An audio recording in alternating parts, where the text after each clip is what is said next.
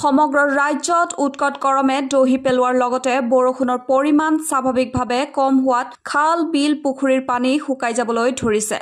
তেনে সময়তে ঐতিহাসিক হলেশ্বৰ মন্দিৰত থকা গোঁসাই পুখুৰীৰ পানীও দিনক দিনে শুকাই গৈছে। পুখুৰীটোৰ পানী শুকাই যোৱাত মাছ কাছৰ বাবে গভীৰ সংকট কঢ়িয়াই আনিছে। নিতৌ পুখুৰীটোত থকা মাছৰ মৃত্যু ঘটি পুখুৰীটোৰ পৰা এক দুৰ্গন্ধ নিৰ্গত হৈছে। কোনো বছৰ ঐতিহাসিক মন্দিৰত থকা পুখুৰীটোৰ পানী শুকাই যোৱা নাছিল যদিও এই বছৰ বৰষুণৰ পৰিমাণ হ্ৰাস পোৱাত পুখুৰীটোৰ পানী শুকাই যাবলৈ ধৰিছে। উল্লেখ্য যে হলেশ্বৰ মন্দিৰত থকা পুখুৰীটোত প্ৰায় 8টা প্ৰজাতিৰ কাছ সংৰক্ষণ কৰাৰ ব্যৱস্থা কৰিছিল প্ৰকৃতিপ্ৰেমী সৌৰভ বৰকটকী আৰু স্থানীয় ৰাইজে। ইফালে মন্দিৰ কৰ্তৃপক্ষই পুখুৰীটোত পাইপেৰে পানী যোগান ধৰাৰ ব্যৱস্থা কৰিছে যদিও সেয়া পৰ্যাপ্ত হোৱা নাই। যদি বতৰৰ পৰিৱৰ্তন নঘটে এইদৰে খৰাঙৰ কবলত পৰে আৰু অত্যাধিক বৰষুণ নহয় তেতিয়াহ'লে মন্দিৰৰ গোঁসাই পুখুৰীটোত মাছৰ লগতে কাছবোৰৰো মৃত্যু ঘটিব সেয়া নিশ্চিত। এইটো হলেশ্বৰ দেৱালয়ৰ ঐতিহাসিক পুখুৰী।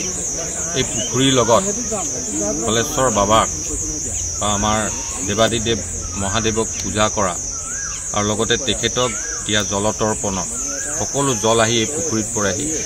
ইয়াৰ আগতে এই মন্দিৰৰ পৰা এই দেৱালয়ৰ পৰা এই দেৱালয়ৰ এই জলত গৈ পেলাই আমাৰ জলজলি পুখুৰীত পৰিছিল। আমাৰ কাষত আৰু এটা পুখুৰী আছে, জলজলি পুখুৰীত পৰিছিলে। গতিকে এই ঐতিহাসিক পুখুৰীটো প্ৰথমতে সৰু আছিলে।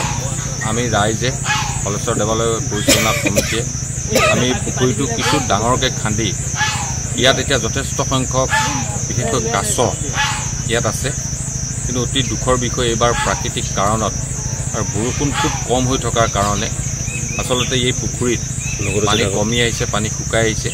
অকল এই পুখুৰীটোৱেই নহয়, এই অঞ্চলৰ ওচৰৰ প্ৰায় পুখুৰীৰে পানী শুকাই আহিছে।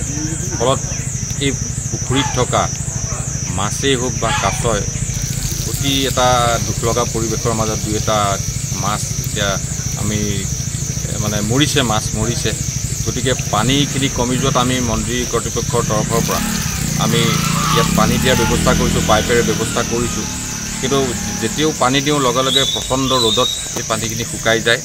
আমি মহাদেৱ বা আমি প্ৰভু ঈশ্বৰৰ ওচৰত আমি এটাই প্ৰাৰ্থনা জনাইছোঁ যাতে অতি সোনকালে যাতে বৰষুণ আহক আৰু এই পুখুৰীটোত পানী ভৰক আৰু বিশেষকৈ কাছখিনি যাতে সুন্দৰকৈ থাকে তাৰ কাৰণে আমি চিন্তা চৰ্চা কৰিছোঁ। গতিকে আমি সকলো ৰাইজ আজি আমি বহি আলোচনা কৰিছোঁ। আমি পুনৰবাৰ ইয়াত পানী দিয়াৰ কাৰণে দৰকাৰ পৰিলে গভীৰ নলীনাদ আমি খান্দি হ'লেও ইয়াত পানী দিয়াৰ কাৰণে ব্যৱস্থা কৰিবলৈ আজি সিদ্ধান্ত গ্ৰহণ কৰিছোঁ।